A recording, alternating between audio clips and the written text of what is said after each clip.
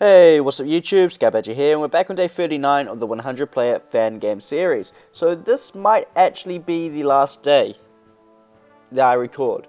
I mean, at this point it looks like the game's going to end possibly within the next few days, and I'm not sure if I'll have time. So if we have a look at the index of power, so the index of nations, we can see that the Resource Liberation Front, the coalition I'm a part of, is 198 points away from victory. Did I get the math right? Yeah, I think I got it right. Anyway, so what that means is we will be cleaning up and just, cleaning up over the next few days. There's not much more to say other than that. If we have a look in the index of nations, we can see that we are in 6th place. Now we should jump up into 5th before the game's over, and we're going to get the remainder of the points we need from Persia, Egypt, and what's left of the UK. So the UK still has 50. Plus what Persia and Egypt have, we should get across the line pretty easily. So it's just a matter of cleaning up and getting those points now. Indochina, luckily for him, he's getting left as he is, which he's getting a pretty good deal here. So if we come over to here to the United Kingdom, we can see that we are mopping up slowly, and we've finally got some decent troops together. Now the AI is putting up more of a fight than I would have liked, and I guess that's probably how the AI works. The AI has moved a lot of his troops back to the core territories, which is making capturing them incredibly hard. Now I have captured most of the territory at one point or another, but got forced out. So yeah, if I was a little more active, it would have been a little more easier. So at the moment we've got some of King Kongo's artillery working for us. We managed to get another artillery piece through Bell, so I mean, it's better than nothing, but ain't going to do too much. So we're slowly working our way, pushing forwards, and we want to capture as many cities and as many victory points here as we can. I suspect we should be able to do it as well. No reason why we cannot. If we come over into Asia though, where we're currently fighting, well, not really fighting, I guess, just playing around at this point, we have moved up in this island here, Sumatra, if that's how you pronounce it, and we're slowly making progress. Now this group here overnight took out my troops that were in the area. I only had 2 troops, an AA gun and an infantry piece, but yeah, it was a shame to lose those. I didn't think he'd waste units over something like that, but he has gone for it. Now I also just lost a tactical bomber through some bad patrolling. I didn't realize, but I accidentally overlapped the patrol zone of my naval bombers with his interceptors, so I've moved them out of the way, but I've lost 1 and practically a half. Luckily though, I got this group over here coming up, and it might just make it out. Yeah, it's just going to make it out there, and then I can get back up to 3. So the industrial complexes at the moment I've got doing really well. Like I probably said in the last episode, Papua New Guinea is working on an airway network, and he has finished it, which means it's incredibly easy and fast now for my planes being built down here in Auckland to literally fly all the way across via the carrier onto here, all the way through Central Australia, up to here and to the front. They don't have to go up through Papua New Guinea anymore, which is awesome, which is making it a lot easier to get planes to the front. So at the moment, what I'm doing at the moment down here is I'm grouping up aircraft, and I'm going to go take this out. Earlier on, Indochina joked that I could not get air superiority in the region because I only had carriers, and I mean that hasn't stopped me. I have more aircraft than him. So I mean, we're going to go and try gain that air superiority before the game's over, and then we can complete that joke. If we have a look at his aircraft, we can see he has 14 tactical bombers over there, plus what he has here. So he has 20 tactical bombers and 5 interceptors. Not really too good for gaining air superiority, but if we have a look at what we have a little more balance. We have 17 interceptors, 12 tactical bombers, and 3 naval bombers. So all we're going to do with our planes is we're going to send them up into the patrol radius of these Indo-Chinese planes, so we have to actually get quite a good zoom on here. We don't want him to be able to see us, and there's a good reason for this. So if that might even be a little too close. Come out just a little bit more. Learn this trick from King Kongo. So the aim of the game here is to patrol timer reset. If we have a look at the aircraft that have been used, I'll split those in a second, but just the main tactic here is tactical bombers are pretty horrible. I was going to say shit, I did say shit, I guess. Pretty shit on attack. So they're not too good. They're better on defense, nearly 2 times as effective. So we can make the most of that. So all we need to do with patrol timer resetting is we send all of our aircraft into the patrol radius like this, And because we have naval bombers as well as tactical bombers, whenever he attacks me, they're going to do a lot more damage than when I'm attacking. So the aim is to let him attack me and reset my timer so my aircraft never reset. So this should be a heavily sided fight towards my side. Now I am about to go offline after I set this up, so I'll make sure I record a little bit on my phone here and there. So I'll probably insert that somewhere around now, and we can get this over with and we can view that, and then I'll go over and have a look at the naval combat and record some of that and chuck that in as it goes. Although by the time that actually gets into action, I'll probably be back on my computer, so it should be a little more interesting. So before we go, let's just split these up. So what have we got? Okay, so we roll roughly groups of 5. So we have 5, 5, and just 1. What we can do is we'll make sure they stay the exact same. And we'll split it off into one more group. So if we split and we go, we'll split in half. This one's 6. Oh, you can't split 7 in half. Ooh, okay, one's going to be a little smaller than the other. And if we send that off to the exact same patrol region, there we go. So they're going to be entering the patrol region pretty soon, and should be able to deal to that incredibly quickly. So it'd be good to see how that one goes. Awesome, so here we are. So this little bit of commentary here is recorded in post well after the fact. So I'm just going to go over a quick rundown of what's happening, and then I'll probably just speed up the footage and have it fly through. I might not even say much at all.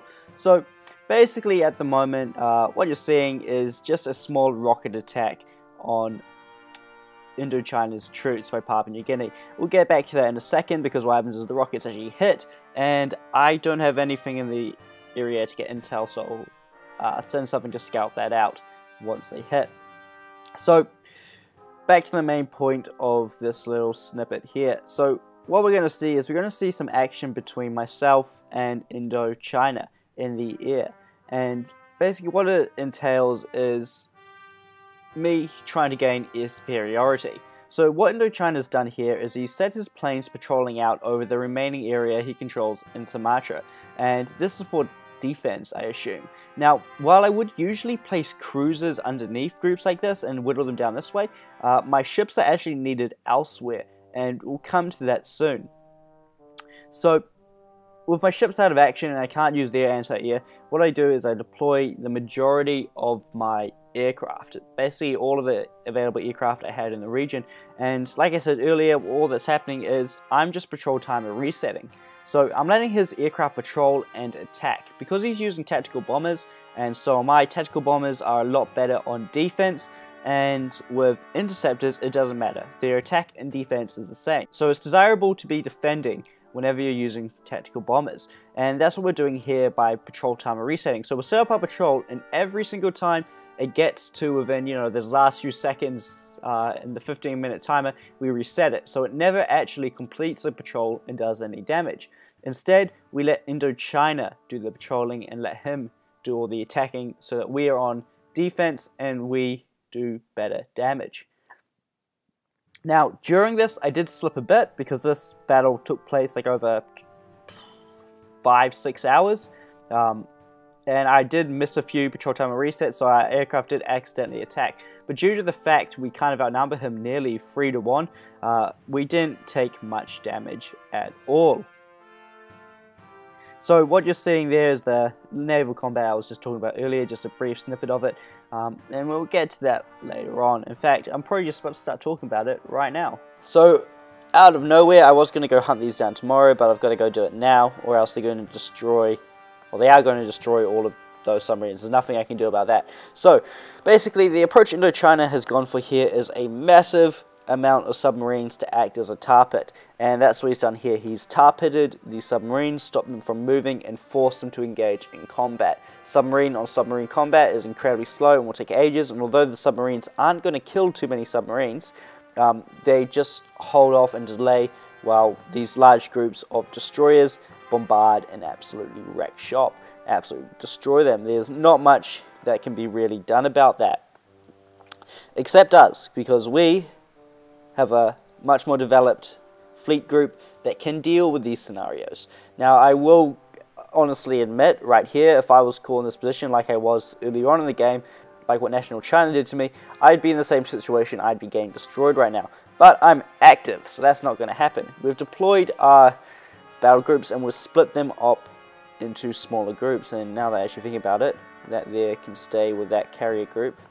And I need it to patrol out in front of where my ships are going, so I can patrol there, or we can do it from the airbase, I guess.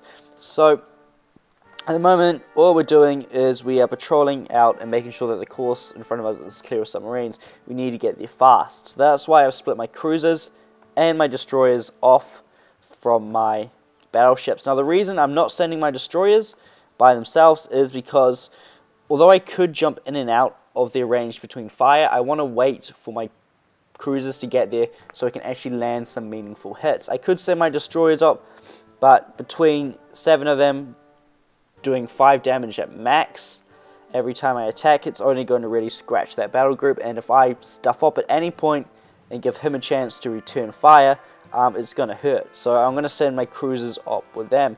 Now my cruisers, they can deal a lot more damage at 16 instead of 5 hits per hour, so they'll get the majority of the job done. Coming in up behind them though is my battleships and carriers. Now I have left destroyers behind with them in case they do get attacked by enemy subs, try and slow them down. They should be able to effectively deal with them that way. And I'm actually going to be honest, that's not much of a speed difference. I thought it would have been more. Yeah, that's not much at all.